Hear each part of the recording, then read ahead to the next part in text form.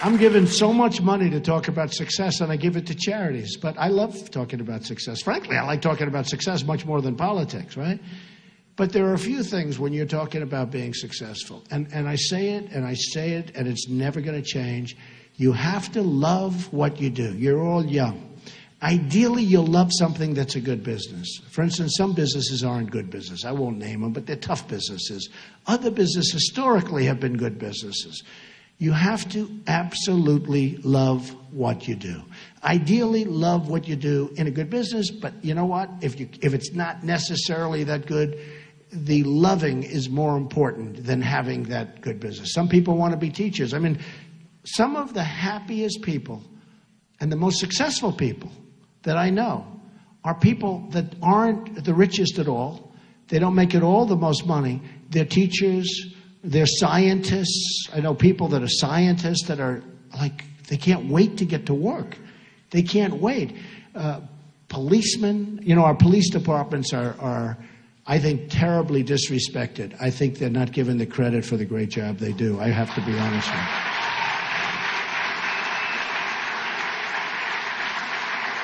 So true. And our vets and our people, our military. But I will tell you that the happy people are the people, number one, the people with great families, people that have great relationships with their wives or husband. Very, very important toward success. Because I don't consider success necessarily monetary. Because I know the most successful people in the world. And many of these people are really miserable people, okay? No matter what. And perhaps I'm in that category, okay? But I'm pretty happy. At least I'm very content, I can tell you. But some of the most successful people in the world, I know like many of them. I don't know all, I guess, but I seem to know all. And they cross my path a lot. And they're not necessarily happy people. They're very wealthy people, but they're, in many cases, extremely unhappy. Now, with all of that, I don't want to talk you out of things because we're talking about success. Most people think success is measured in the form of monetary success. It's not really. I mean, to me, a successful person who has a great family, who loves the family, loves the children, and the children love him or her, to me, that's a much more successful person than a person that's made $1 billion or $10 billion and is miserable and doesn't have a good family and nobody likes the person. And, you know, I've seen them. I think I've seen every type of person there is that God created, if you want to know the truth. And the people are the happiest are not necessarily the people who are the wealthiest, okay? But in terms of monetary success, it does make life easier. You don't have to worry about food and housing and education and sickness. Your doctors, you go to the best doctors, and hopefully that solves the problems. But it does make life easier. And I tell so many stories about different types of people. For instance, you got to love what you do. You're going to never, ever quit or give up. Never quit. You're going to be so close. My father used to tell a story. He thought it was funny, but I actually thought it was more of a lesson. He viewed it as funny. And it was about a man who loved the cola business. He loved, soft drinks. That's what he loved. He just loved the business. Isn't it strange how people like different businesses? Look at all these geniuses, the heads of your college. And I think you like this better than politics, too. Don't we like this better? This politics, oh. So what happens is he loved the cola business. And he founded a company. It was called 3-Up. And my father would tell this story. He'd laugh. But I'd listen, and I'd say, I don't want to laugh. It's a lesson. And he found his company, 3-Up. And he was very proud, but the company wasn't making it. Didn't work, and he gave up, and it was just no good, and it went out of business. But he never wanted to quit. And he did another one. It was 4-Up. And he did 5-Up. And he did 6-Up, and they would all fail. And he just kept failing, and finally he gave up. And my father would say, if he only came up, if he just worked a little bit harder, just one more, he would have had 7-Up, and he would have been a tremendous success. And I laugh because I think of my father telling me that story. And we viewed it differently. And what I viewed it is not as comedy. I viewed it as never, ever give up. Just never give up. You can't. I view another word that you never hear when you're talking about success, and that's momentum. Some people, and you have to know about yourself. You have to know about momentum. Some people have a great momentum. It's even like me on the campaign trail. I took off 3 or 4 days, which is a lot because I've been going for months without any. A lot of people say, unlike Jeb, you have very high energy, right? It's true. But, you take 3 or 4 days off, and that first day or two back, it's like, you got to get going. You got to get going. It's almost like don't take any time off. Vacation. If you want vacations, you're not really in the right business. I hardly ever take time off because I love what I'm doing, whether it's my business or whether it's now this. We're going to make America great again. And whether it's this, no matter what. But the word momentum is a very important word, and you have to understand it. And you have to understand how to think about momentum. And it's a word you never hear when you hear about success, but it's so important. And what happens is there was a man named William Levitt, and I had great respect for him. He was a great real estate person. And he was a young man, and he built Levittowns. Has anyone ever heard of Levittowns? Well, Levittowns were these massive housing developments, largely in Long Island, Pennsylvania, different places, but massive. He was really the first of the massive builders of homes. And he was a young man. He did unbelievably, became very, very rich, and everything he touched turned to gold, and it was incredible. And then what happened is he was offered a lot of money by Gulf and Western. It was a big conglomerate to buy his company. And you have to understand, William Levitt used to go around looking for nails, looking for sawdust. He'd sell the sawdust. He'd save the nails and use them again. He'd save chips of wood and use them for different things. Everything was perfect. He knew how to get zoning. He'd have lunch with the mayor. He'd have lunch with the council. He'd have dinner with everybody. He was the ultimate professional real estate developer, and he built Levittowns. Remember, he was the first really large-scale housing sprawl all over the country. Actually, they went all over the world. So Gulf and Western came to him, and they offered him a lot of money, more money than he ever thought possible. And he took it, and he said, oh, boy, this is great. He then retired at a very young age, very, very young. But he was going crazy. He was so bored. He was going absolutely crazy, but they had a restrictive covenant. He couldn't compete. He couldn't do what he knew best, which was building housing. And so he was retired. He moved to the south of France. He bought a magnificent yacht.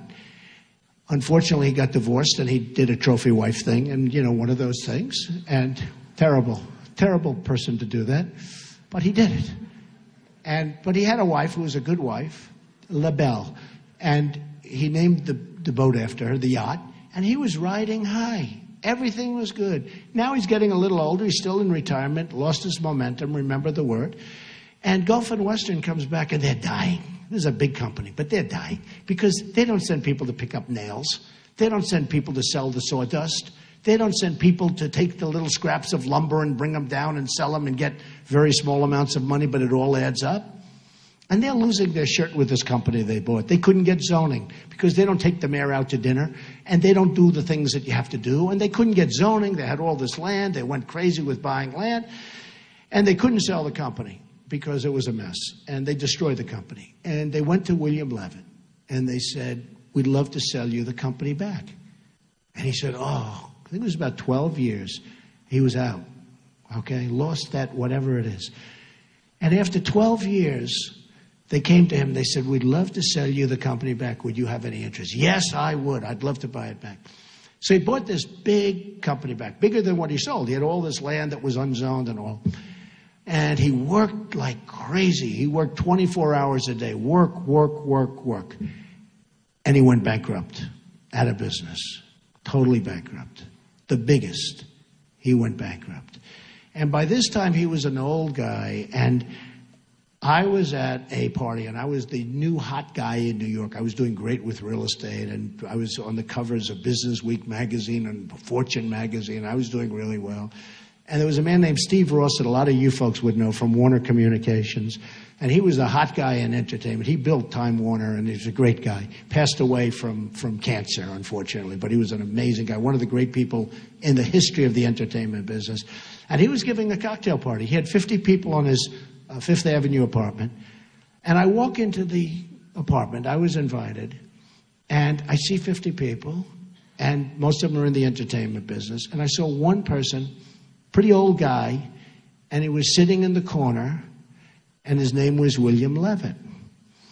And I went over to him because I was attracted to him because he was in my business. I didn't care about the entertainment people. I cared about him.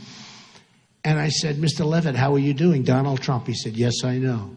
He said, I'm not doing well. I'm not doing well at all. I said, I read that, and it's too bad. What went wrong? And I'll never forget the expression of the statement. He said, Donald, I totally lost my momentum. It's a thing you probably never heard. He lost his momentum.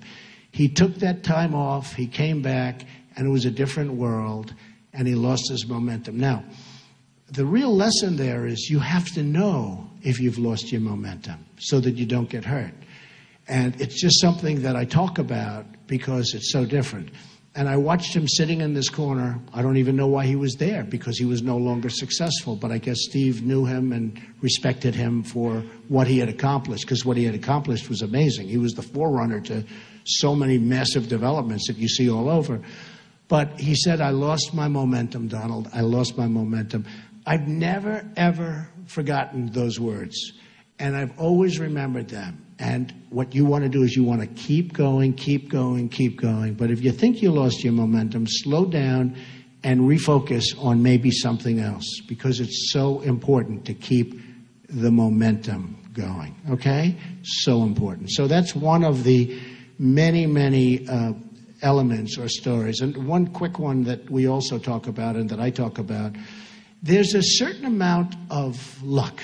Does anybody believe in luck? Just raise your hand. Who believes that some people are luckier than others, right? So I have a friend who's just an unlucky guy. Just an unlucky guy.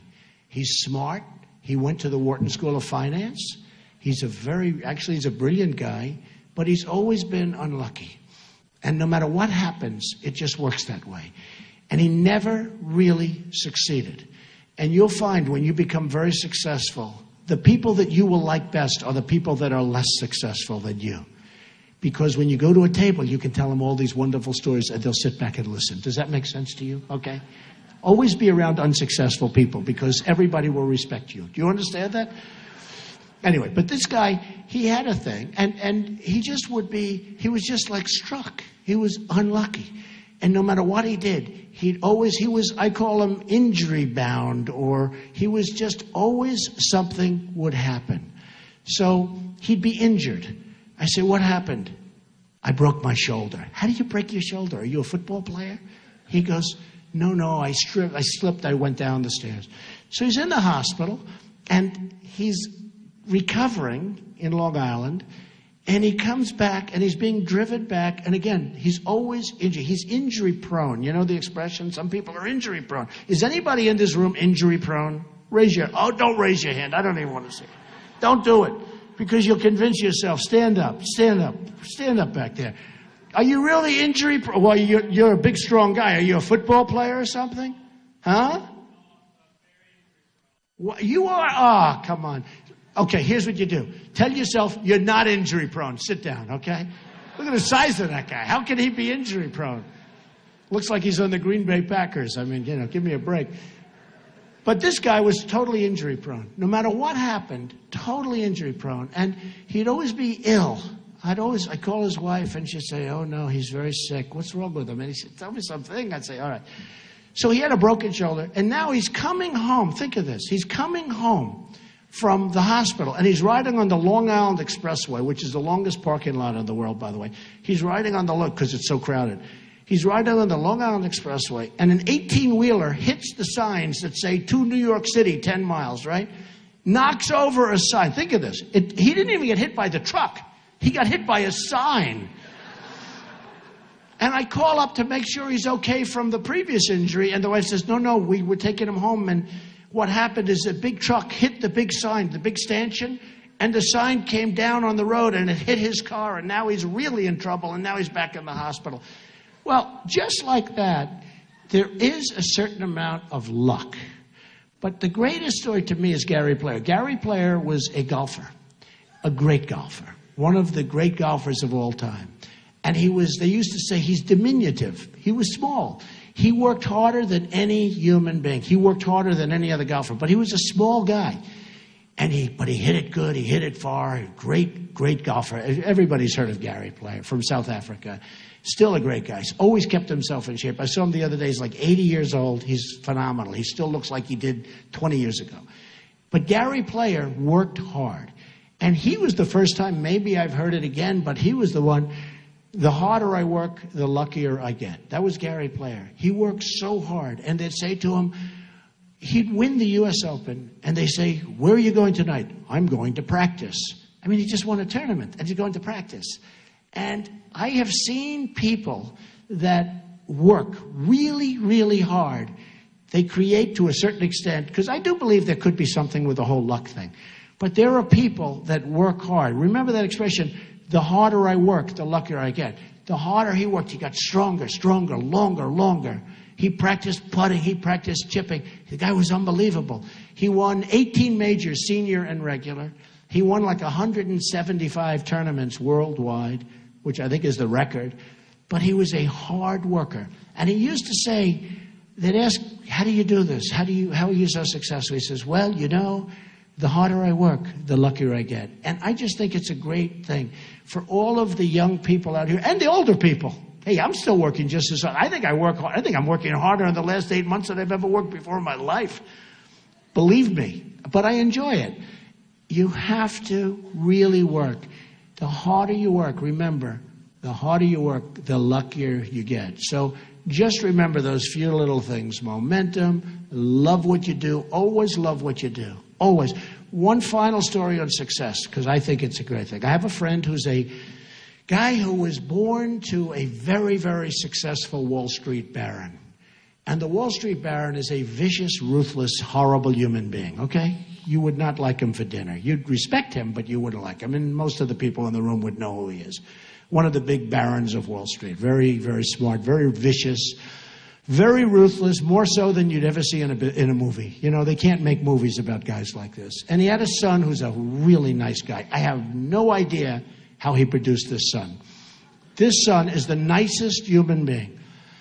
And the son was in the father's firm on Wall Street. And the firm is a massive firm. And he was unable to compete really with all the young guns in the firm. And the father sort of understood it, loved his son, but drove his son really terribly. And what happened is the son is at a club. He's a member of a country club out in Westchester. And they were doing a major, major renovation of the clubhouse and the greens and the golf course, a big, big renovation. And people sort of semi-felt sorry for him almost. And they put him in charge. And he was fantastic. He was there at 6 in the morning and 5 in the morning, and he wouldn't leave till 9 in the evening. And the job came in under budget, ahead of schedule. The job turned out to be 10 times better than anyone ever thought. And he was so happy. His wife called me. She said, he's like a new man. He's so, so happy. He's doing this, and he's so happy. But he doesn't want to leave the firm because he doesn't want to disappoint his father. I said, his father's already disappointed, just in case you have any questions. I said, he's got to get out of the firm. He's got to get out from those killers. And he wouldn't leave. And I met with him, and I met with him and his wife, and not so long ago. And I said, so what are you going to do? He said, I've got to stay with the firm. I said, you're making a huge mistake. 2 years later, he left the firm. He opened a construction company. He can never do what his father did, but he's so happy. He's doing nicely. He's happy. His family loves him again. They couldn't stand him. He was a miserable, unhappy guy. He could not compete. And he now goes around and renovates buildings and all. He's the happiest guy in the world. And in his own way, his father's too tough to say it, but in his own way, his father is proud of what the son is doing. So I only say, really, love what you do, and remember those other little things I told you, okay?